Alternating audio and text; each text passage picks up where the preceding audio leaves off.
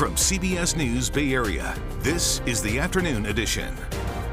Right now in the Afternoon Edition, give you a live look outside across the Bay Area. Look at all that haze from all that wildfire smoke that continues to choke our air. Good afternoon. I'm Ryan Yamamoto. All that gross air is prompting another first alert weather day. A spare the air alert is now in effect right now, has been extended until tomorrow as heavy smoke lingers across our region because of wildfires burning near the California-Oregon border.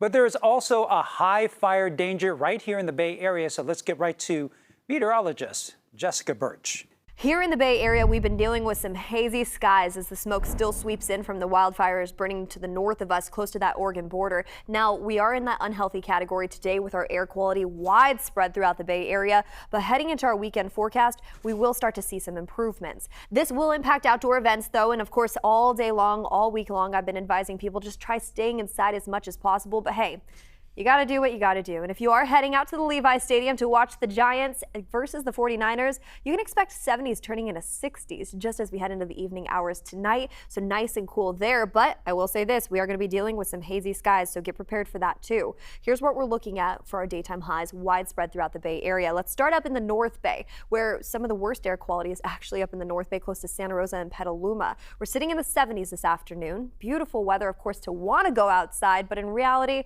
should probably take it slow. Make sure you are drinking lots of water and keeping yourself clear as we head into this afternoon. 70s today are expected just near Oakland. As we head off into the East Bay, we'll actually see some 80s in sight for us this afternoon, closer to Antioch, and all the way down into the South Bay we go. Last but not least, throughout the Santa Clara Valley, we're in the 70s today. Beautiful weather, but of course, stay inside as much as possible. We'll start seeing better air quality heading into early next week. Yes. And we're following breaking news out of Alameda County where there are reports of a shooting. This is at a Toyota auto repair facility in the city of Albany on the East Shore Highway. This is our view from our chopper right now. Can't see much from this, but showing police on the scene. This is between Buchanan Street and Harrison Street. Looks like there's an officer right there. Both Albany PD and Berkeley PD are investigating what they are calling a critical incident. As you can tell, this is still a very live and active scene situation. People are being told to avoid that area. We'll bring you the very latest and any updates as they become available. And now we head to Oakland, where the city continues to grapple with increasing violence. And on top of that, there's a battle over who will become the city's next police chief. The local chapter of the NAACP now calling for ex-police chief LaRon Armstrong to get his job back based on a new independent report Armstrong says clears his name after Mayor Sheng Thao fired him. And for the first we have the mayor, Sheng Thao, live. So, Mayor, thank you for joining us. So let's get right to it. Have you seen the report? And if you have, what's your reaction to it? Of course, I've seen the report. And first, let's keep in mind that there was an independent investigation of the problems with OPD's internal affairs process, problems that were also found to be serious by the federal court overseeing the department. We've been under the federal oversight for over 20 years.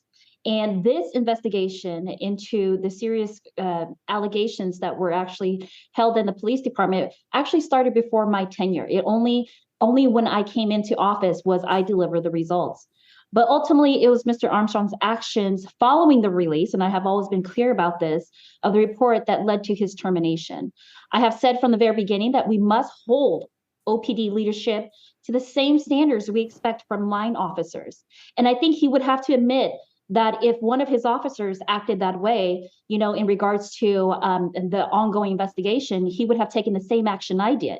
And so Mr. Armstrong failed to meet that standard. And Oakland's police department has been under federal oversight again for 20 years. It is critically important that we affirm our commitment to constitutional policing and the safety of our communities. And it stops at the very top. And I don't have the confidence that he would be the one to actually lead us out of the federal oversight, with especially, not being able to work with our federally appointed monitor and the judge as well, too. And so, I know that there are people calling for his reinstatement, and, my administration is completely focused on continuing to reform OPD, delivering the community safety services that Oakland needs and deserves right now, and finally bringing the city out of this federal oversight. The vast majority of Oaklanders know that this is not about any one person, and I'm not going to be distracted from the real work that we need to actually do. So from what I'm hearing, you stand by the termination. Absolutely. Have you met with Armstrong? Do you plan on meeting with him? I do not plan on meeting with Armstrong. My plan is to continue to do the work that is needed today. Our businesses, our residents, and everyone that's come to Oakland, we are seeing an uptick in crimes, in property crimes. And as you have seen, we have already worked with our interagencies, and we have already made those arrests in regards to Operation North Star. Operation North Star is really working with the U.S. Marshal to actually arrest 137 fugitives as part of a joint operation with OPD. And this includes 31 individuals accused of being tied to homicides. And we are committed to doing this ongoing work and really pay attention to how we can move forward to keep Oakland safe in this moment right now. And as we try to move forward, the last time I spoke to you, you called out the police commission for dragging their feet for not providing a list of potential candidates for a new chief. They now say they may actually put Armstrong back on that list. How will you handle that list once it comes forward? Look, the list will come forward when it comes forward to me. And of course, I am looking forward to moving forward. Let's also remember that the police chief serves at the pleasure of the mayor. And I can tell you that that is something that they can recommend, but I'm looking forward to moving forward and moving Oakland forward in a direction where we can get out of the federal oversight, implement constitutional policing, and not just that, but keep our Oaklanders safe. And again, Operation North Star, which we made 137 arrests, and we had just announced that with U.S. Marshal. This is really the right way of how we move forward to ensure that our community is safe day in and day out. We are taking the criminals off the street, and that is what we're going to continue to do. Safety continues to be a top priority. Let's talk about crime, or you are already talking about some of it. Just recently, a mother was killed by a stray bullet inside her home. We also spoke to a business owner that says they're closing at the end of the month. That's La Chevelle. What else is the city doing to try to tackle the problem and also just keep some of these businesses still in town? Absolutely. We are working very closely with the business community. We're having ongoing conversations with them. We have a couple of different things that we are launching, including, one of those things is being the cameras, right? We talked about the 300 cameras that my administration is bringing to the city. The cameras will be able to identify suspect vehicles, where then OPD can actually create perimeters and apprehend the criminals so that we can get them off of our streets immediately. This is an operation that we will be working in conjunction with multiple different cities. We know that crime is fluid, that criminals are fluid, and so we are working with different cities and different jurisdictions to ensure, again, that we can get those who are creating chaos in our community, to get them off the street immediately.